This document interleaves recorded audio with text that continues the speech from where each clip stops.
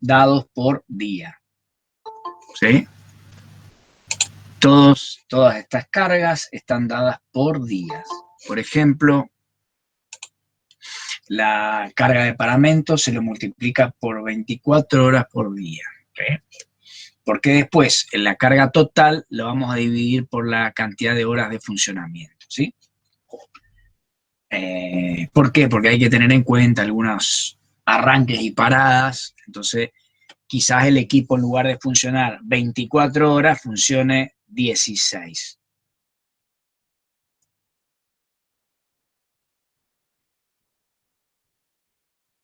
¿Ah? Entonces ahí vamos a ver cómo agregamos eso.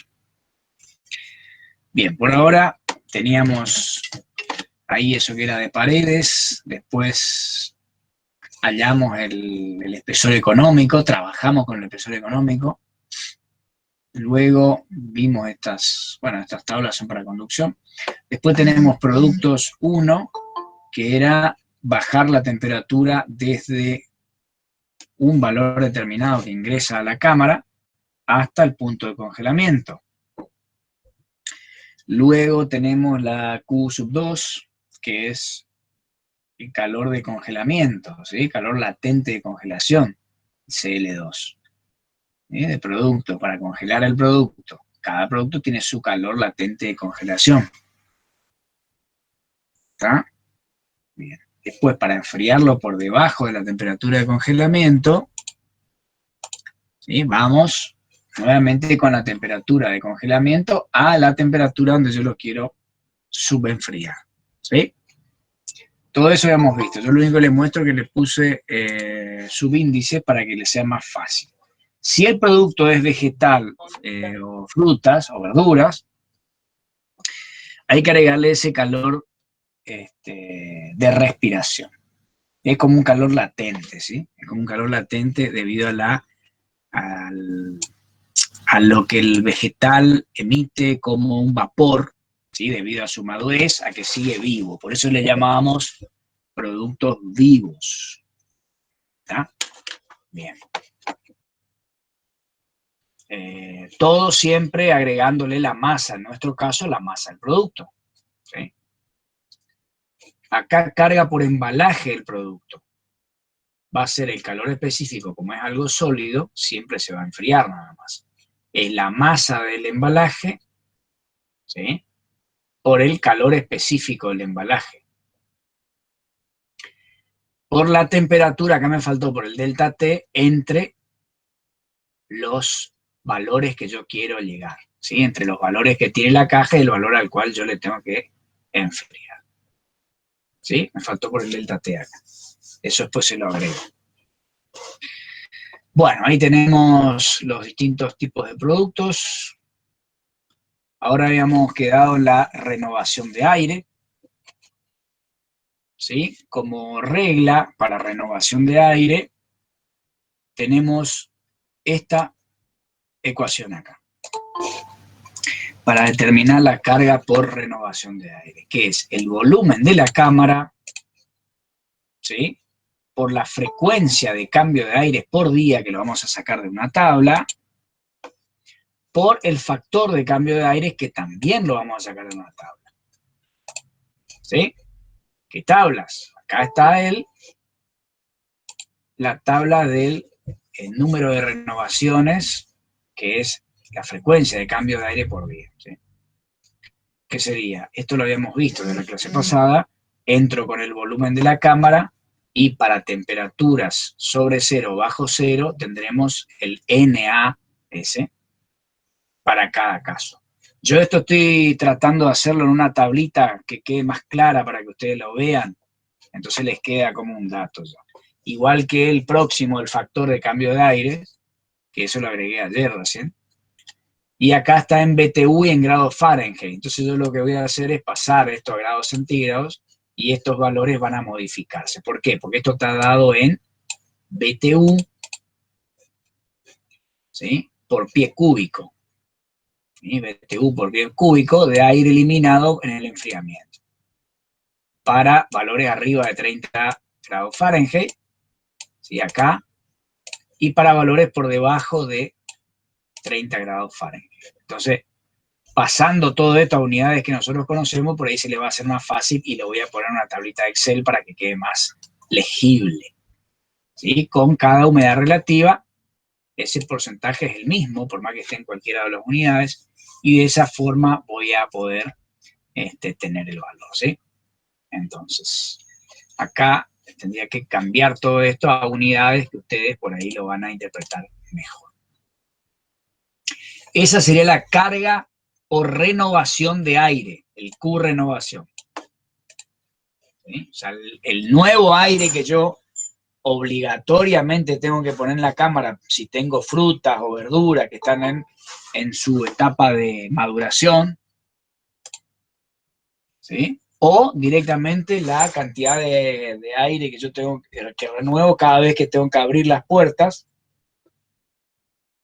debido a que deben entrar o ingresar personas al recinto refrigerado, ¿sí? Para agregar más productos, para sacar al producto y venderlo, lo que sea. Bien. Ahora, ganancia de calor por personas. Se estima la cantidad de personas que van a entrar, o por ahí el mismo tipo, pero entra varias veces por día a la cámara, y el tiempo de permanencia en la cámara. ¿Sí? Tiempo de permanencia sería en horas.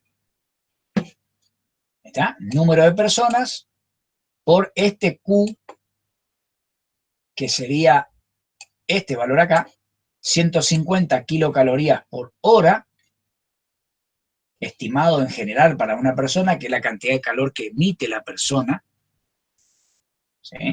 Normalmente, la cantidad de calor que emite una persona, por el número de veces que ingresa, como le dije, el número de personas que ingresan, por el tiempo en horas que permanece la persona en el cuarto. Por ejemplo, si está 15 minutos, es pasado, 15 minutos pasado a hora, ¿sí? Un cuarto de hora sería 0,25 horas. ¿Estamos? Bien. Ganancias por alumbrado. P por T, siendo P la potencia instalada, o sea, P la potencia del alumbrado, y T el tiempo de funcionamiento diario. Para fluorescente se toma un 25% del incremento de potencia instalada. ¿Qué significa? Que una bombilla incandescente, sí, si dice 60 watts, es esa cantidad que está produciendo de potencia calorífica, ¿sí? En cambio, si es un tubo fluorescente, se toma el 25% de la potencia instalada. Y se conoce, la potencia instalada se puede tomar, ¿sí? Para zona de almacenamiento, 12 watts por metro cuadrado, para conocer la iluminación, para zonas de trabajo, 27 watts sobre metro cuadrado. Por ejemplo, en un frigorífico hay gente que está trabajando adentro, ¿sí? Y condiciones bajo cero, ¿sí? Ahí son valores recomendables, eso sí. En este último cálculo hemos de tener en cuenta que 1 watt en lámparas incandescentes normales equivalen a 0,2 watts en lámparas de bajo consumo. O sea que, ojo cuando toman la potencia, porque tienen que ver si es bajo consumo, que hoy en día la mayoría de las iluminaciones, de las luminarias, perdón, son de bajo consumo. Así que habría que leer en la cajita o en el propio artefacto qué consumo tiene. Y eso se calcula como la potencia que disipa por calor, ¿sí? Profe, le hago una consulta. Dime. Con el tema de los aires inverter o los compresores inverter, ¿qué sería eso? Bien. El compresor o el aire acondicionado inverter lo que tiene es una especie de transformador adentro, y el compresor está funcionando como con un motor de corriente continua, donde vos le vas variando la tensión y vas variando la RPM. Por eso podés tener un motor de un aire acondicionado inverter, que ahora lo que se viene es todo eso, en lugar de apagarlo y arrancarlo, que ustedes vieron que el consumo de corriente es muy alto en la apagada y la encendida, de un motor eléctrico convencional, si lo haces funcionar a corriente continua, podés tenerlo encendido siempre, o sea, como una heladera, y él te puede estar girando a 2 RPM si querés. O 3, o 10, o 20, o las que necesites para hacer funcionar el compresor. O sea que tiene un arreglo de capacitores, todo para que sea prácticamente continua, o sea, todo el tiempo está funcionando. Sí. Ahí el desafío sería lograr corriente continua. Una vez que tenés corriente continua, le pones un motor muy simple de corriente continua, que el cual vos le variás esos parámetros y tenés la RPM que vos quieras. Que es más complicado hacerlo, inclusive en un rango nada más puede hacerlo, cuando es que es motor de corriente alterna. Ustedes lo sabrán más. ¿Está? Gracias, profe, gracias. Bien. Dice ganancia de calor por los ventiladores de los evaporadores. Justo este tema que si había tiempo lo íbamos a empezar hoy. Acá se ven, esto es un evaporador industrial. ¿Sí? Va colgado en la pared, con el techo. ¿Sí? Va en la pared con el techo. Y estos son los ventiladores que impulsan el aire frío, el cual ingresa por acá arriba y sale por acá impulsado porque ya ha sido enfriado. ¿Sí? Esta es una bandeja para desescarchar las aletas que quedan con la escarcha del hielo, de la humedad del aire, ¿sí? Y este sería un evaporador de un tamaño considerable. Entonces, esos ventiladores, como están adentro del cuarto, se lo considera como una carga térmica también, porque calientan y son enfriados por el propio evaporador. O sea que va sumada la carga de los ventiladores, porque es una carga más, es una carga calórica, térmica más. ¿Sí? Entonces, pero ahí se verá el catálogo, eso se lo puede por ahí por ahora prescindir a esto, o considerarlo como un 10% de todo lo que tenemos hasta ahora, ¿sí? Sin errarle por mucho. ¿Sí? ¿Ven? Acá hasta ahora tenemos paramento, producto entra todo, ¿sí? Si es con respiración, embalaje, todo. ¿Sí? Después tenemos renovación, persona y alumbrado. ¿Sí? 10% de todo eso correspondería aproximadamente a la carga de ventiladores. Profe, ¿y los ventiladores son para que entre aire limpio? De nuevo Los al ambiente. ventiladores son para impulsar aire a través de la cámara. Como supone que vos tenés acá tu cámara, vista de perfil, acá está tu evaporador. ¿Pero favorece la evaporación? Ahora vamos a ver, y acá está el producto. ¿Qué es lo que hace esto? Así, ¿sí? Puede entrar por acá abajo o hacer esto. Así, ¿sí? Normalmente por ahí hace así y acá arriba está la rejilla de entrada. Entonces va recirculando continuamente. Y pasa por adentro, se enfría y va, y pasa a través de los productos y mantiene una temperatura del cuarto que es la óptima que nosotros queremos tener. ¿Sí? Esa es la función de los ventiladores. No es toda la cámara, sería... No toda la cámara Sí, está refrigerada, sí. sino que solo se refrigera el aire. No, o sea, lo ideal es que todo esté refrigerado. ¿Sí? Por las dimensiones de la cámara hay partes por ahí que van a estar con un pequeño gradiente, una diferencia de temperatura, pero lo ideal es que refrigere toda la cámara. ¿Sí? Todos los rincones serían. Ese es el fin. Y la escarcha esa se forma porque, en la clase pasada por ahí habíamos nombrado algo de eso, el aire siempre tiene cierta cantidad de agua en estado de vapor. ¿Sí? ¿Cómo te das cuenta? Porque vos ponés un vaquero justo estos días, un vaquero mojado al ambiente y se seca. ¿Dónde se fue el agua esa que tenía en la camisa, el vaquero, la toalla? Forma parte del ambiente. Ese aire que lo rodea queda con mayor cantidad de humedad. O sea, tiene agua en su contenido en forma de vapor. Pues no solamente habíamos visto que se evapora, se produce la evaporación por ebullición que nosotros vimos, sino que se puede producir por vaporización también, que es el caso, ¿sí? Simplemente por el propio movimiento del fluido y algunas moléculas que escapan, que van escapando al ambiente y se van evaporando. ¿Sí? Entonces eso es lo que por ahí contiene el aire, cuando más elevada es la temperatura del aire, más cantidad de humedad puede contener el aire, más allá que lo contenga o no. Pero en el aire atmosférico, en el aire ambiente, cuando más temperatura tiene el aire, mayor cantidad de humedad puede contener. Profe, Sí, por esto es que en las zonas así medio tropicales o como acá, con calor húmedo, digamos, exacto, muchas heladeras no frost no funcionan, exacto, tal cual. congelan igual. Sí, se forma la escarcha porque es demasiada la humedad que hay en el ambiente. Es como que cuando vos calentás el aire, le das más aptitud al aire a capturar más humedad sin que se condense por ahí. Ahora, ese aire cálido, cargado de humedad, choca contra una pared fría y esa pared fría empieza a condensar o a transformar de fase la humedad que tenía en estado de vapor del aire, la pasa a agua líquida. O sea, si yo tengo una botella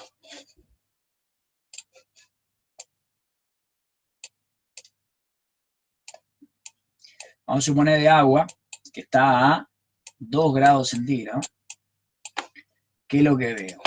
Si yo la pongo sobre la mesa, empiezo a notar gotitas empañada primero, la botella, por fuera, por supuesto, y después un montón de gotitas de agua. ¿Eso qué es? ¿El agua que se filtra por el vidrio y sale afuera? No, no es eso. Es la humedad del aire que como está a una temperatura mayor que 2 grados centígrados, tiene mayor capacidad de contener humedad. Y yo en la zona fría lo estoy secando al aire en esta zona. Por supuesto que pasa y se va el aire, pasa y se va. Pero el aire que pasó dejó un poco de agua que tenía en estado de vapor, pero como choca con la pared fría, se transforma, porque al bajarle la temperatura, el aire ya no es capaz de contener tanta cantidad de humedad. Entonces precipita, se condensa y chorrea y cae por alguna parte. ¿Sí? Ese es el agua que ustedes ven que chorrea de los aire acondicionados, que ponen el tachito, como ahí en la secretaría de la escuela que ponía el tachito morale afuera. Bueno, esa es lo que junto yo ahí de agua, esa era agua que tenía el aire que estaba dentro de la oficina. De tanto abrir y cerrar la puerta, pasa como lo que decía Ramiro. De tanto abrir y cerrar la puerta, se sigue renovando el aire, entra aire caliente, se condensa y va a parar al tacho de agua que está ahí afuera. ¿Sí? ¿Decías? Creo que Natán tenía que preguntar algo, no sé quién me preguntó algo.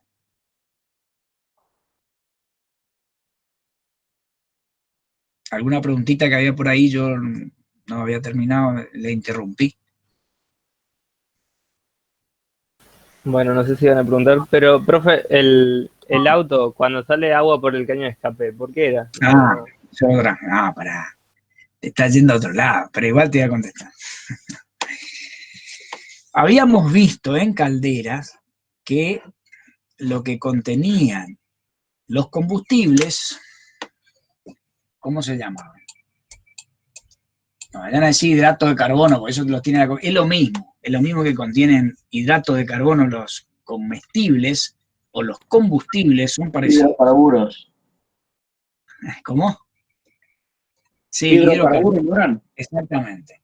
Entonces, sea la relación de proporción que tenga, que sea CH4, por ejemplo, esto es metano, sea la relación que tengan esto, cuando yo combino esto con oxígeno del aire, lo que hace es, este con este, debido a la temperatura que yo le propongo, existe una reacción química y me saca agua. Y este con este me saca dióxido de carbono, lo que está provocando el calentamiento global. O sea, este nene malo y este no hace nada. ¿Sí? Pero ¿qué es lo que sucede con el caño de escape cuando está frío? Ese vapor que pasa por el caño de escape, como está frío todavía, hace ese mismo efecto. ¿Sí? Entonces, lo que hace es enfriar el vapor que se produjo en el motor debido a la descomposición del hidrógeno con el oxígeno en agua, y como está caliente, sale como gas de vapor, y al enfriarse se pasa al estado líquido. Es algo parecido, ¿sí? Yo lo condensé bajando la temperatura con el caño de escape, lo cual después de que calienta el caño de escape, ya sale como un gas. Sigue siendo gas y pasa. ¿Estamos? Sí, dale, gracias.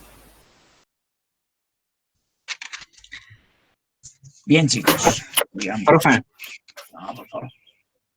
una consulta. Chiques, por favor, chiques. Sí, Chiques, sí, me podía reventar vamos a hacer si decía otra algún- vez. ¿Qué pasó?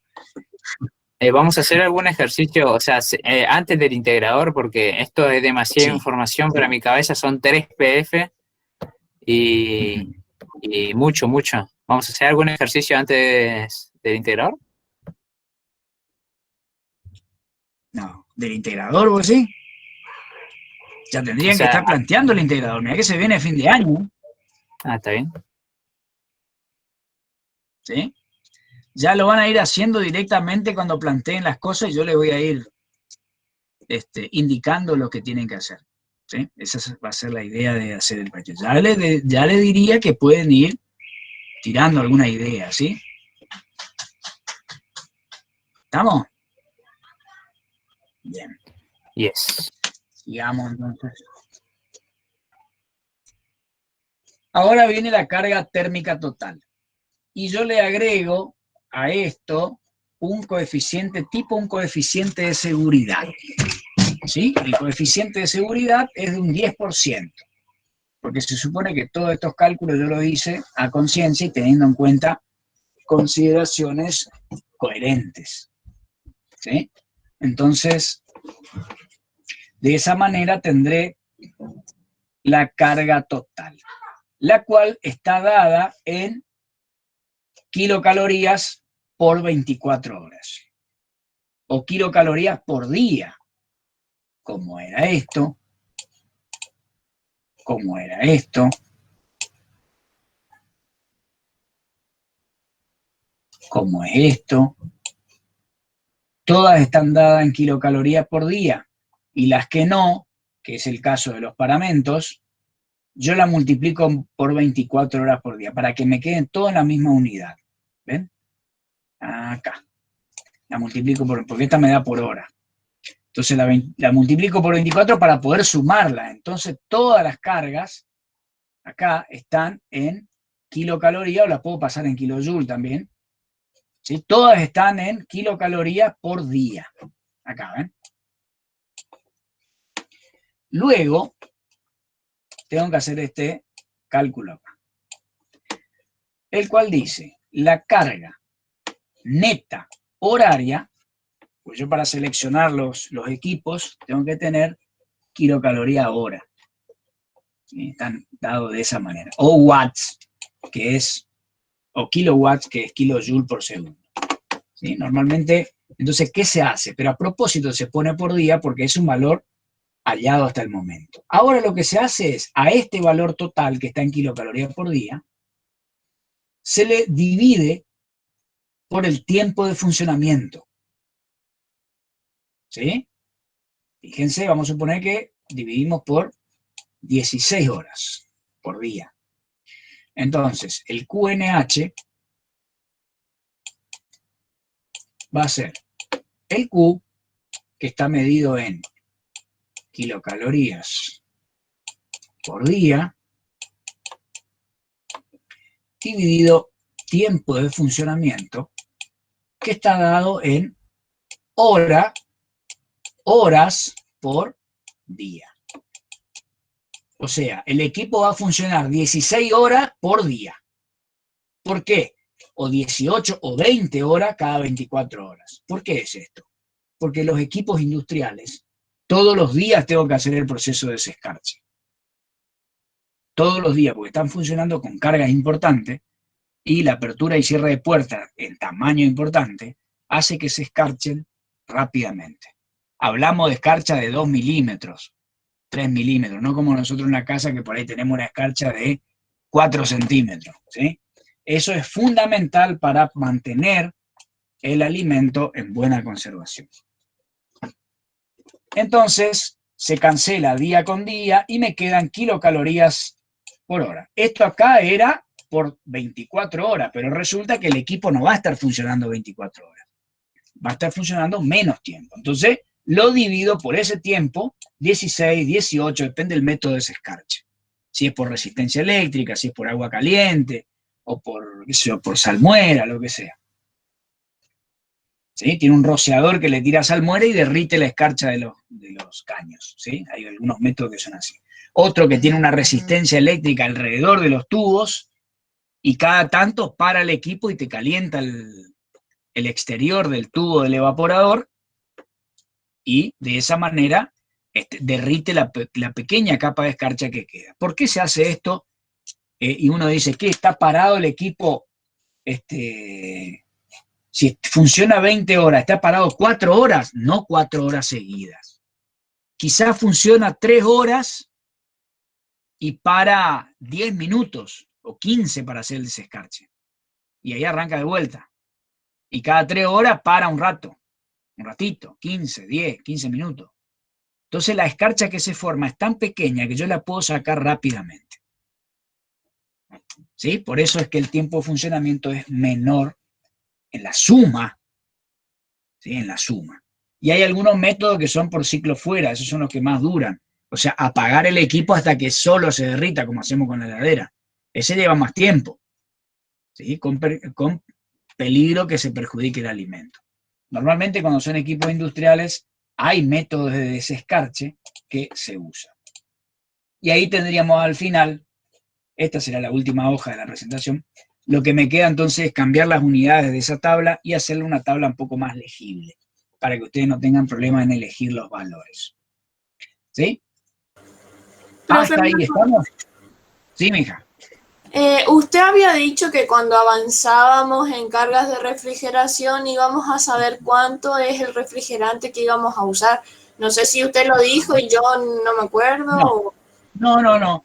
Porque, a ver, ustedes en el integrador lo pueden, ya lo tendrían que ir leyendo, ¿sí? Lo tendrían que ir leyendo y establecer, a ver, qué tipo de refrigerante pueden usar. Lo que pueden hacer es buscar, por ejemplo, por internet, a ver, cuando yo tengo que refrigerar manzanas, qué tipo de refrigerantes se suelen usar. ¿Sí? 600 cajones de manzana, una carga bastante importante le va a eso. Entonces, van a ver, uso 134 y puede ser porque no tengo que bajar tanto la temperatura. ¿Cómo? ¿Comida para una semana? Y por ahí anda, sí. Una cancha de fútbol necesito para guardar todo eso. Más o menos. Acuérdate que van apilados, no puedes apilarlas tanto. Por eso tienen que mirar cómo son cámaras de conservación de manzanas. ¿Sí? Acá no vamos a incursionar en la parte de congelamiento, por ejemplo. Profe, al ser tantos cajones, ¿se consideraba también la madera? La congelación de la madera. Por supuesto que sí, si es madera, si es plástico, todo eso. Hallan el calor específico de la madera o del plástico, pesan un cajón, cuánto pesa, sacan la masa, ¿sí? Y así. Todo eso ya pueden ir haciendo ya, chicos, ¿no? Sí, pero calcular, preguntar cuánto tiene cada cajón, entonces dice, tengo que tener tantos cajones. ¿Cuánto pesa cada cajón? Ya tienen la masa del producto, tienen la masa del envase, es un producto que respira, pueden tener las condiciones según la tabla que vimos ahí, tienen las condiciones de calor específico, no va a ser congelado, así que no llega hasta la temperatura de congelamiento, pueden mirar para conservar manzana a tanto tiempo, yo no voy a ir porque, o sea, no voy a ir a mirar porque eso se lo dejo a ustedes, si no, no tiene sentido. ¿Está? Ahí fíjense que ahora se puede entender que dice que el tiempo de ese escarche el evaporador del sistema en 4 horas por día. O sea que el equipo va a funcionar 20 horas. Casi como que pueden ir encarando la parte de carga-enfriamiento, ¿no? independientemente del refrigerante. El refrigerante lo puedes elegir cuando elijas lo que vamos a empezar hoy, que se llama evaporadores. Viene evaporadores y después compresores. Lo cual estaríamos dando entre esta semana y la otra, estaríamos terminando ya compresores y quedarían 2 equipos más que son condensadores y válvula de expansión. Así que en 2 semanas más estaríamos terminando la teoría. Sí, yo más que nada preguntaba porque hay una fórmula que ahora no me acuerdo de qué, pero hay que usar la masa del refrigerante, entonces yo quería saber. Ah, sí. Bueno, eso cuando te pido el efecto refrigerante o el COP, ¿sí? Ahí sí. Por eso, ahí podés elegir, ¿sí? Podés ver aplicaciones similares, qué sé yo, por ahí encontraste una cámara de conservación de pera y fíjate qué refrigerante usa. Por ahí vos me decís, como no es una baja temperatura, yo puedo usar amoníaco para enfriar salmuera y en el cuarto de refrigeración tengo en el evaporador o en el enfriador circulando salmuera, por ejemplo. No refrigerante, o sea, yo con un líquido frío estoy enfriando la cámara. O sea, ver, pero todo ese tipo de cosas lo pueden ver si ya empiezan a plantear con tiempo.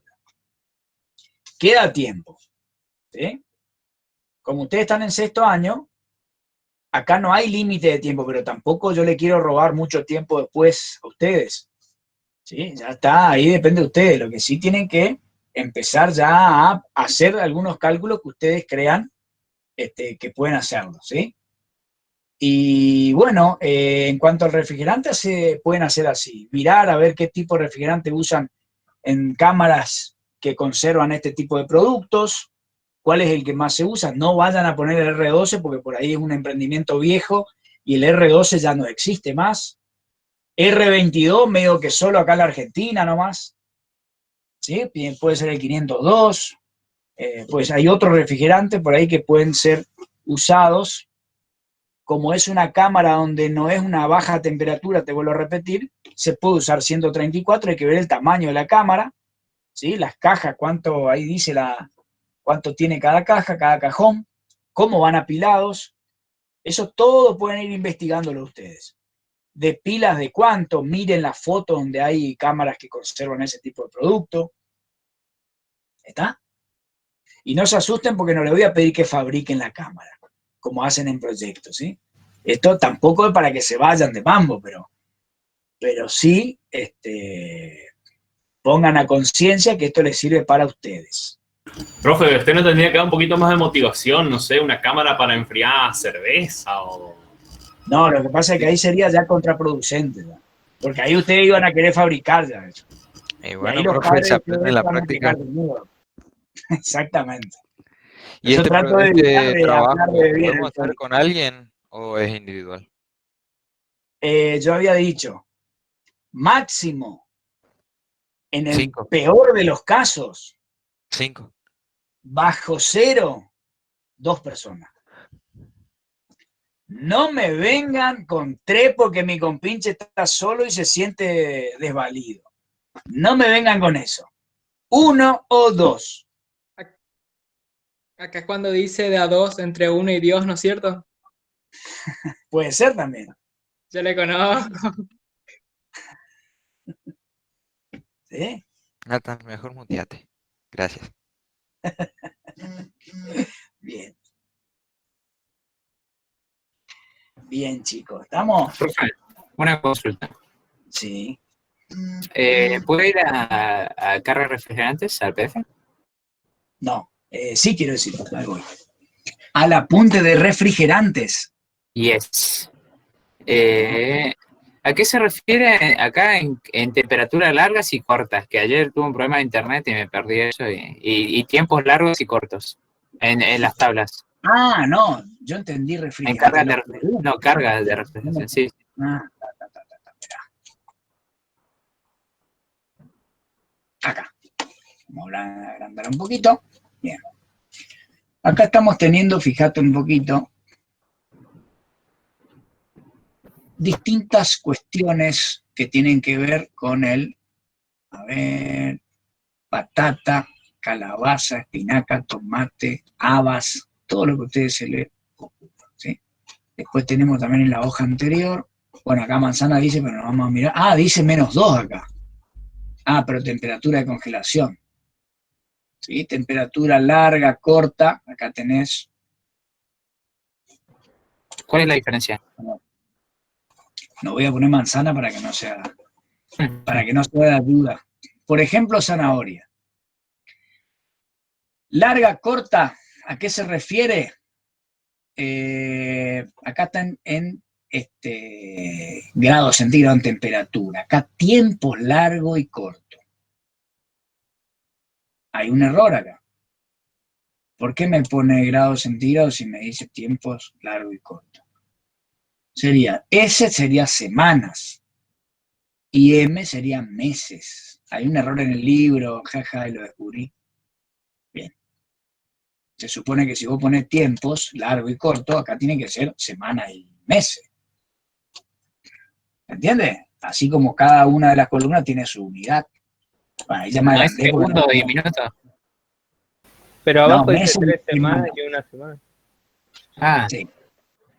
Por ejemplo, tiempo por largo para el espárrago son 3 semanas y tiempo corto 2 semanas. ¿Sí? Pero eso Apio, sería si le bajo más la temperatura. O sea, si estoy no, apurado por congelar la carne. el tiempo que vos usás para conservar, al cual vos le llamás largo o corto. Ah, si lo tengo que refrigerar por más tiempo, ¿no? Exacto. Y ahí el problema te lo pide. Tiempo de tanto, te dice. Entonces vos lo considerás como largo o corto. pero yo no puedo refrigerarlo, por ejemplo, una semana, cuando me dice que el corto es 2 semanas. Sí. Entonces, ¿para qué me sirve el corto?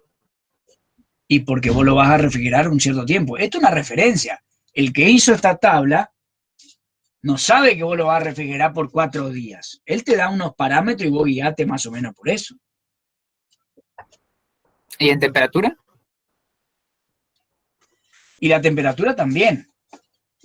¿Su mínimo y máximos? No, para conservación larga y corta. No, pero en la tiempo, temperatura. Y la En temperatura 0, también. 1... Si vos querés conservar, por ejemplo, por un tiempo largo, ¿sí? Tenés que dejarlo a 0 grados centígrados, en el caso de la alcachofa. ¿Sí? Acá tenés almacenamiento refrigerado hasta acá.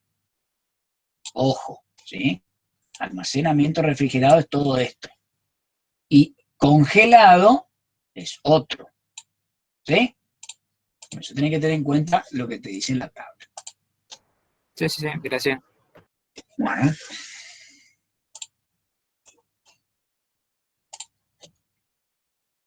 Verdura, decía ahí. Verdura la que vamos a mandar en este trabajo.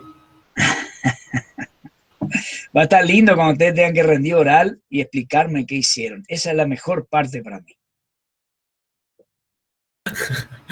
Ay. Está bien. La cuestión que ustedes, esto para que ustedes aprendan, chicos. Bien. Bueno. Vamos a empezar con este temazo, mejor dicho. Evaporadores. Fíjense, acá está la explicación de evaporadores. Todas las partes, detalles constructivos, ¿sí? Vienen los gráficos. ¿Por qué le estoy mostrando así rápido? ¿Saben qué le voy a mostrar ahora? El tema evaporadores. A ver. No. ¿Dónde estaba? Lo voy a buscar acá. El tema evaporadores que yo di hoy a la mañana para los chicos de la Facultad de Ingeniería de 4º año. Y van a ver que es lo mismo. Pero, por supuesto, hay cosas que yo le agrego después. Que me gustó la parte inicial que le agregué, que quiero mostrar a ustedes. Que quedó bien eso, que no le llegué a agregar al de ustedes. Y quiero que lo vean. Fíjense, el mismo tema, ¿ven? La materia se llama climatización y frío industrial. Fíjense que es lo mismo, ¿ven? Esto es lo que yo di hoy a la mañana en la Facultad de Ingeniería. todo lo mismo. Lo único que al principio me gusta cómo está esto. ¿Qué zona es la que estamos analizando? Es esta zona del ciclo. ¿Sí? El evaporador cumple esta zona del ciclo. Ahora vamos a empezar, como ya vimos carga de refrigeración, vamos a empezar a ver cómo funciona cada uno de los equipos. Por ejemplo, hoy vamos a dar un poco de evaporadores, la próxima lo que falte vamos a dar algo de compresores, después condensadores y válvula de expansión. Vamos a ver un poco cómo funcionan y después cómo se seleccionan de los catálogos. Entonces ustedes van a poder seleccionar cualquiera de los equipos para el integrador que ustedes están haciendo. ¿Sí? Ya habíamos visto en ciclo algo de esto, yo lo único que hago es referencia acá para ver dónde estamos ahora. De ahora en adelante, equipos que conforman un equipo de refrigeración. Y hasta ahí vamos a llegar. Lo que no vamos a dar, por razones de tiempo, es la parte de aire acondicionado. Pero bueno, por ahí cuando haya alguna oportunidad, lo mechamos un poquito y el equipo es similar. El equipo es totalmente similar. ¿Qué es lo que sucede adentro del evaporador? Esto. Esto es como una caldera, ¿sí? Donde recibe calor del recinto y está en permanente ebullición. En permanente ebullición, y eso es lo que hace absorber más cantidad de calor. Y eso es lo que hace que se enfríe la superficie exterior del serpentín, de la tubería. Y esa es la parte fría del sistema, la parte fría del equipo. ¿Sí? Eso nomás le quería mostrar acá, que lo tengo un poquito más detallado, y lo demás lo vamos a seguir viendo en nuestro apunte. ¿Sí? Bien. Vamos a ver primero las características que debe cumplir un evaporador, después que vimos o recordamos qué es de qué se trata esto. Es un intercambiador de calor conformado por tubos, por el interior de los cuales circula un refrigerante, está en permanente ebullición dentro de los mismos y absorbiendo el calor del aire ambiente o del líquido que yo tenga que enfriar, de lo que sea que tengo que enfriar. ¿Sí? O sea, sacando calor de la fuente fría y tirando el calor a la fuente caliente. Ese era uno de los, el ciclo de Carnot invertido, al principio de año habíamos visto eso. Que la única manera que se puede hacer, ¿sí? Había dos cosas que necesitamos una máquina térmica, ¿sí? Según Carnot, y es, si yo quiero transformar calor en trabajo, tengo que usar una máquina térmica. Y si yo quiero llevar calor desde la fuente fría hasta la fuente caliente, o sea, dejar que la fuente fría, provocar que la fuente fría, mejor dicho, se enfríe más aún, la única manera de hacerlo es metiendo una máquina térmica. Como en este caso, que también es llamada bomba de calor. ¿Por qué? Porque si bien no es un fluido del calor, pero si uno lo ve como un fluido del calor, es como que yo saco calor de la parte fría y lo tiro en la parte caliente. La única manera de hacerlo es con una máquina térmica de refrigeración. Bien, entonces, ¿qué es lo que debe cumplir un evaporador? Las cuestiones operativas. Debe estar en contacto con el líquido del refrigerante en ebullición, ¿sí? En la mayor parte posible. O sea, no tiene que haber mucho vapor adentro porque si no pierde su efectividad en la transferencia de calor. Siempre tiene que haber líquido en constante ebullición debido al propio torbellino que se produce con esto, y que con mayor torbellino que tiene ya por las mismas burbujas que se van formando, hace que la transferencia de calor o la absorción de calor sea más eficiente. Bien, eso es lo fundamental de esta parte. El vapor debe salir saturado seco hacia el compresor, porque si entra líquido en el compresor, yo no puedo comprimir líquido en el compresor porque se rompe, ¿verdad? Debe presentar solidez y estanqueidad con respecto al fluido frigorígeno. Así que no tiene que tener pérdidas y debe ser mecánicamente resistente. Las características constructivas: debe ser sencilla, de fácil ejecución por su bajo costo y resistente a la corrosión. Después, algunas características higiénicas de fácil limpieza, de fácil desescarche, de fácil acceso para su inspección y disponibilidad para purgar el aceite, para que el aceite no conforme parte del evaporador, porque no es ese el lugar donde debe estar el aceite, sino en el compresor. Pero como decía el profe Serra el otro día, siempre hay un arrastre de aceite que termina dando vuelta a todo el circuito. Entonces, yo tengo algún drenaje o algo para poder introducirlo nuevamente al compresor donde tiene que estar. Bien, tipos de evaporadores. Vamos a hacer alguna de estas clasificaciones. Tenemos evaporadores que respetan por ahí esta clasificación, que es según el método de alimentación del fluido refrigerante, según el tipo de construcción, según el procedimiento de circulación del aire líquido, según la aplicación y según el lugar de funcionamiento. Cualquiera de estas clasificaciones son válidas.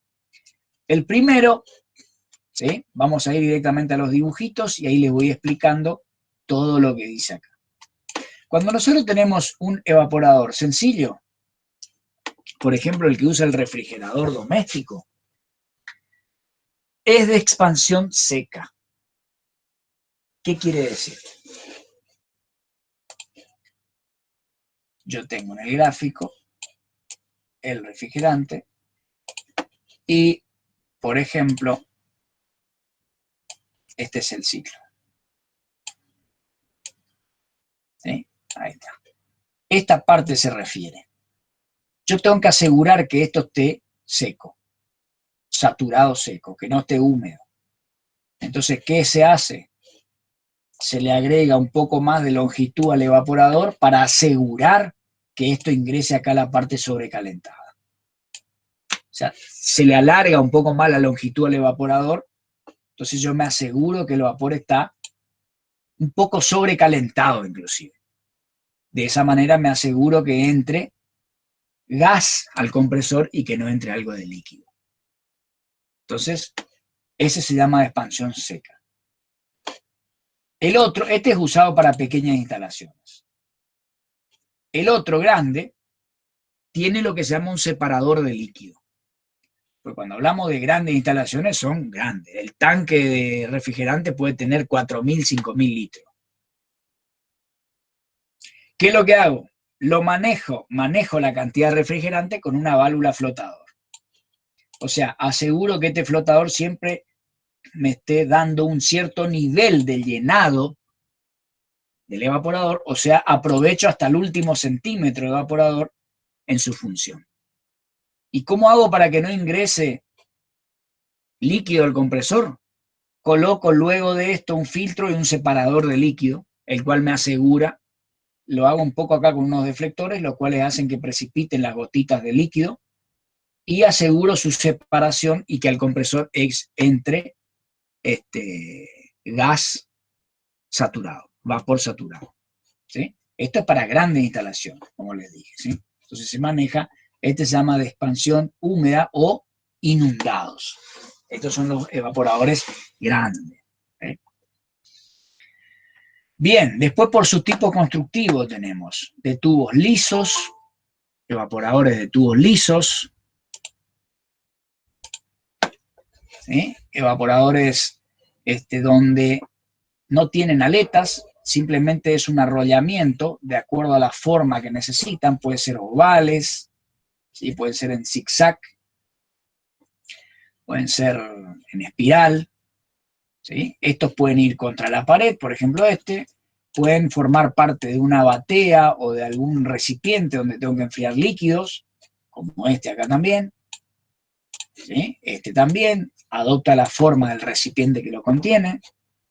Entonces, en el centro puedo enfriar el líquido, por ejemplo. Y alrededor, en las paredes del enfriador, tengo los tubos con refrigerante. ¿Sí? Por ejemplo, quiero enfriar salmuera para congelar pescado, por ejemplo. Entonces, lo que hago es colocar esto en un recipiente de estas dimensiones exteriores y acá adentro lo lleno de salmuera. ¿Qué hago? Tiro el pez acá adentro y se congela casi automáticamente. Porque esto puede estar a una temperatura de menos 15 grados centígrados. Depende de la concentración de salmuera o de etilenglicol o propilenglicol que tenga. Este es el evapor de placas. ¿Sí? El evaporador de placas es parecido al que ustedes ven en su refrigerador. Cuando ustedes abren la puerta del refrigerador, ven que la pared del fondo tiene una forma especial como de unas ranuras. Bueno, esas son las placas por donde, por su interior, circula el refrigerante en ebullición. No son tuberías, porque sale mucho más económico hacerlo por placas, que son prensadas y por la misma presión que ejercen algunos sunchos que tienen, los mantienen unidos sin pérdidas, ¿sí? O soldados en algunos casos, pero donde el refrigerante circula por entre las placas. ¿Sí? Acá tenemos otro, donde en lugar de ser solo placas, son tubos rodeados de placas. También hay algunos que son así. ¿Sí? Inclusive algunos que tienen adentro, entre la placa y el tubo, algunas soluciones o sales eutécticas. ¿Sí? ¿Se acuerdan qué significaba eutéctico? Lo maté ahí, ¿eh? Cuando hacía la B así, el punto eutéctico era como si fuera que era una sustancia pura, que tenía un solo punto de fusión. ¿Sí? Entonces tiene una sal que tiene características eutécticas. Evaporadores con aletas. La función de la aleta es de aumentar el área de contacto o el área de transferencia de calor. Es como agrandar la superficie del intercambiador. ¿Sí? Entonces tengo más área fría para intercambiar calor. ¿Verdad? Entonces por eso se le agregan aletas, que debe tener su separación de acuerdo a la temperatura que yo voy a trabajar. ¿Sí? Si tengo un aire acondicionado, el evaporador, sus aletas las puedo poner muy cerca, porque el evaporador del aire acondicionado no se congela, porque está por encima de la temperatura de congelación del agua, a presión atmosférica. Entonces no se va a escarchar el evaporador del acondicionador de aire. Si tengo en una cámara refrigeradora, sí voy a tener que separar un poco más las aletas, porque si no se forma escarcha enseguida, tapando la circulación del aire. Entonces las aletas tienen que estar un poco más separadas. Por supuesto que la ventaja que tienen los desescarches en los evaporadores es que sirven como limpieza. Yo voy sacando el agua de ese escarche y de paso lo limpio. En cambio, en los evaporadores de los aire acondicionados tienen que tener un filtro que, dicho sea de paso, pueden limpiarlo si quieren cada tanto. ¿Sí? Tienen un filtro que se lava para evitar el ensuciamiento de las aletas y que se provoquen obstrucciones debido a la mugre que pasa entre medio de las aletas. A ver qué más le puedo agregar. Evaporadores de convección natural son como los refrigeradores domésticos, que ya en instalaciones industriales están obsoletos porque son todos por circulación forzada, ¿sí? Como se ven acá, como yo les había mostrado ya, con ventiladores para que hagan que la circulación del aire sea forzada. Estos principalmente son para enfriar aire. ¿Sí? A ver, ¿qué más? Según la aplicación. Esta parte es la que por ahí le va a resultar más interesante. Tenemos enfriadores de líquido y enfriadores de aire. Los enfriadores de líquido, ¿sí? Tenemos tres, ¿sí? Principales. El primero se llama de cortina o baudelot, que es de este tipo. Fíjense que parece una persiana esto, sin embargo son tubos por cuyo interior circula refrigerante en ebullición y por entre medio de ellos, como una lluvia, cae el fluido a enfriar. A través de ello va chorreando con unos aspersores acá, unas valvulitas, cae chorreando entre ellos el líquido que yo quiero enfriar. ¿Dónde se ven este tipo de enfriadores de cortina o baudelot? Cuando yo quiero pasteurizar, lo vimos ya en aplicaciones de refrigeración, el pasteurizado es calentar durante unos segundos el líquido y enfriarlo rápidamente. ¿Qué hago calentándolo y enfriándolo rápidamente? Al calentarlo, elimino la mayoría de las bacterias y al enfriarlo lo estoy conservando por mucho tiempo. ¿A qué producto se le hace el pasteurizado? Principalmente a los productos lácteos. Productos como cerveza, vino y algunos otros productos más. ¿Sí? Ahí los nombré, que ustedes querían que yo nombre esos productitos, ahí los nombré. ¿Sí? Ese es el proceso de pasteurización. Bueno, ahí se usa este enfriador tipo cortina. Por supuesto, yo lo vi a este tipo de enfriador en una industria láctea y como esto está a la intemperie, el cuarto donde se encuentra este enfriador tiene que estar totalmente esterilizado. Si entra alguna persona al cuarto, debe tener botines, ropa, gorra, antiparras, barbijo, todo esterilizado. Cuando pasa, se debe introducir los pies dentro de un líquido para desinfectar y esterilizar lo que ha pisado anteriormente, y entra con unas bolsas de tela en los pies. Se le cortó, profe.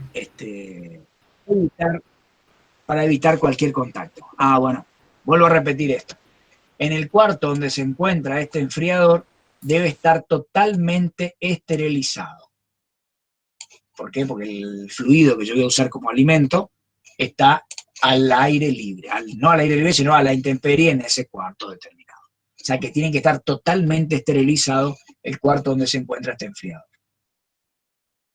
Tenemos el enfriador de líquido, acá también, tipo tanque, en este caso un tanque productor de hielo, donde acá están los tubos con el refrigerante que va a congelar el agua, pero también tienen unas paletas acá que lo mantienen en movimiento al fluido, al líquido, al agua en este caso, alrededor de los tubos del evaporador. ¿Por qué? Porque yo tengo que evitar, moviendo estos con unos deflectores, que el agua se congele alrededor de estos tubos. Entonces se congela solamente acá arriba. Y ahí formo los bloques de hielo. Y de esa manera produzco hielo en barra, por ejemplo. Después tenemos los intercambiadores de tubos dobles, que consisten en secciones anulares, como estas, ¿sí? Por el interior circula el refrigerante y por el exterior circula el líquido a enfriar, o al revés, puede circular el refrigerante por afuera, ¿sí? Y el líquido a enfriar por dentro. Cualquiera de las dos es válida. Es uno de los intercambiadores que mejor eficiente. Claro, pues son todo doble tubo, pero es el más caro, porque imagínate vos, para hacer una curva con un tubo anular, por donde en su interior circula un líquido y por su zona anular circula otro, no es cualquier máquina que te va a doblar estos tubos.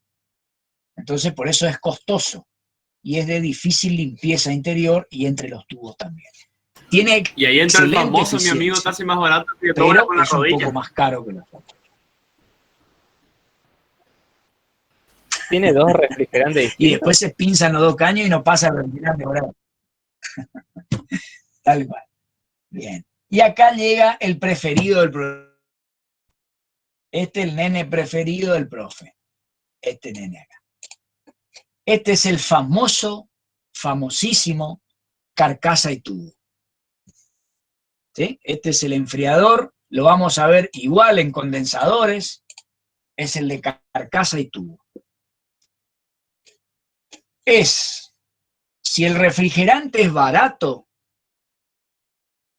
el refrigerante va por fuera en la carcasa y por los tubos circula el fluido a enfriar. Caso amoníaco por fuera, en el tacho, y por los tubos circula serpenteando el líquido que yo quiero enfriar. Tiene una bomba, a lo bestia, tiene una bomba que impulsa el refrigerante y otra bomba que hace circular el fluido a enfriar por los cañitos. Y puede ser al revés, si el refrigerante es más costoso, lo hago circular por los cañitos más finos y por el exterior tengo el líquido a enfriar, porque es más volumen. De cualquier modo, esto, como podrán imaginarse, es para grandes instalaciones. Esto no es para un refrigerador doméstico. En el pack de Citricus y en el frigorífico Alem tienen estos equipos, ¿sí? Con amoníaco, ¿sí? Y en el tacho tienen aproximadamente, el tacho de amoníaco tiene unos 10, 12 mil litros. Como le digo, no es un refrigerador doméstico, donde en su funcionamiento se puede sentir el ruido y sentir al lado la vibración que provoca la ebullición del refrigerante que va por dentro, ¿sí? Y el bombeo que se le tiene que hacer para circular en forma forzada los dos fluidos, ¿sí? Bien, este es el Profe, ¿tienen la carcasa misma y tubo. densidad? Y este ¿Tienen la misma sería... densidad los gases? Y si es líquido, aproximadamente la misma. En cambio, si es gas, cambió mucho la densidad a la entrada porque era líquido y a la salida una densidad de gas. Ahí cambia mucho. Por eso es que cuando veamos compresores, el compresor es el que puede hacer funcionar el ciclo. ¿Por qué? Porque él tiene que ser capaz de sacar todo ese vapor y tirarlo al condensador. Porque si no, varía la presión en el evaporador y no se produce la ebullición.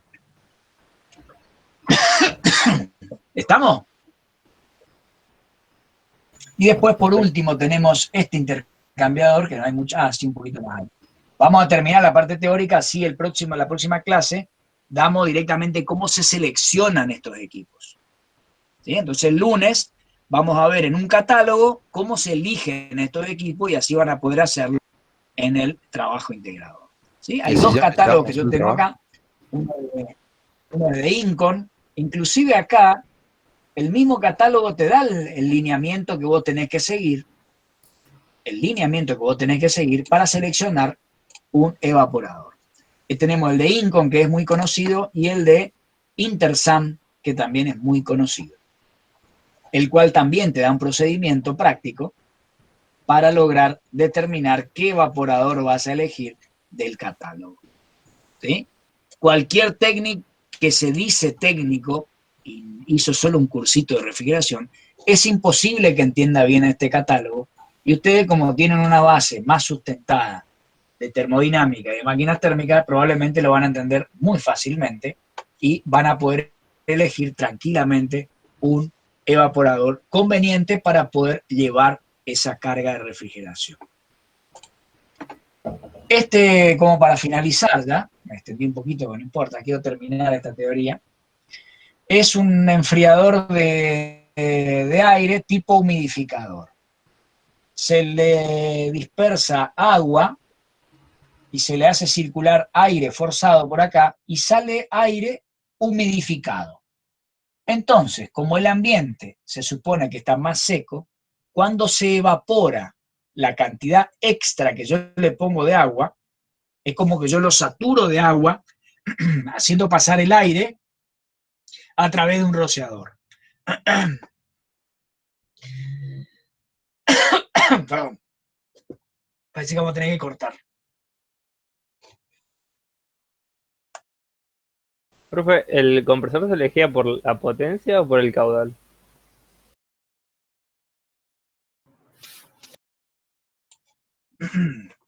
Perdón. Se me terminó la voz, chicos, por un ratito.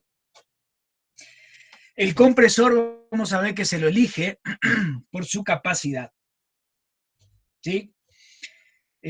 Bueno, acá para finalizar esta parte, y ya en compresores vamos a ver mejor cómo se elige. Tenemos, por último, estos de expansión directa y de expansión indirecta. Esto ya lo hablamos. Es de expansión directa cuando yo lo tengo al evaporador directamente en la cámara, que es el caso que van a tener ustedes, ¿sí?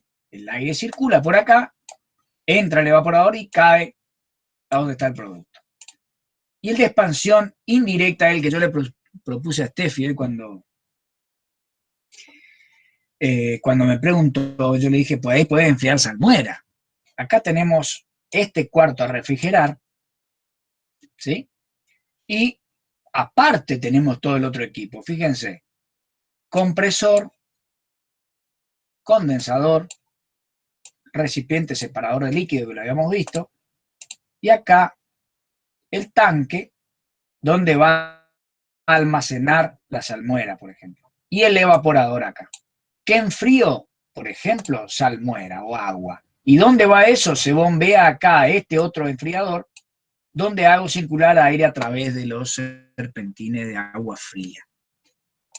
Eso se usa cuando yo tengo lejos el mando o el compresor, lejos de la instalación de la cámara. Entonces puedo tirar un caño muy largo, ¿sí? Un caño muy largo donde va agua solamente y no tengo que gastar un fangote de plata en poner 50 metros de caño y después llenarlo a eso con refrigerante, y es una cosa de loco. Entonces en ese caso se usa de expansión indirecta, lo cual yo enfrío otro fluido que se llama fluido secundario, que habíamos visto ya en refrigerantes, para poder enfriar una cámara con algo adentro. Y hay veces que sucede eso. En el frigorífico Alem, que lo visitamos varias veces con los chicos de la facultad, por ejemplo, tenían ese problema con el compresor, porque hay una sala donde está el compresor y a unos metros está la parte de congelamiento, pero después extendieron la fábrica y tienen la fábrica de chacinados y de embutidos. Y para almacenar eso, si bien no es una temperatura tan baja, pero necesitan una cámara de enfriamiento. ¿Y cómo hacen? De esta manera. Enfrían salmuera cerca de donde están los equipos y envían por tubería y bombas la salmuera a enfriar el cuarto. Bien, chicos, por último, esta es la última hoja. ¿Cómo se disponen los evaporadores? Podemos tener esta, que es la forma no recomendable, inclusive esto le va a servir para los aire acondicionados. ¿Por qué? Porque está mal poner un evaporador arriba de la puerta de ingreso a la cámara o del cuarto o lo que sea. ¿Por qué? Porque el evaporador, cuando recircula el aire, está en plena recirculación. Yo abro la puerta, se me va el 70% del aire frío afuera. Entonces, prácticamente todo el aire que ingresó es el que está aspirando el evaporador, y está aspirando aire muy caliente. Sería así el no recomendable, que sería un caso como este, ¿sí?